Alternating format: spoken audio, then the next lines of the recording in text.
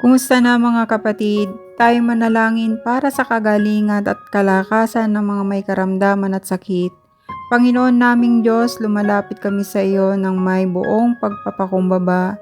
Ipanapanalangin namin ang aming mga mahal sa buhay na kasalukuyang dinaranas ng karamdaman.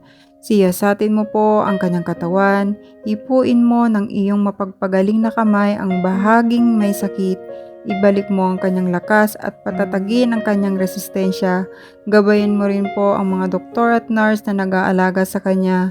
Bigyan mo sila ng karunungan upang maibigay ang tamang lunas. Alisin mo ang takot at pangamba sa kanyang puso. Palitan mo ito ng kapayapaan at pag-asa na nagbubuhat sa iyo. Naniniwala kami na sa iyong kapangyarihan walang imposible. Ipinagkakatiwala namin ang kanyang kalusugan sa iyong mapagmahal na mga kamay sa pangalan ni Jesus. Amen.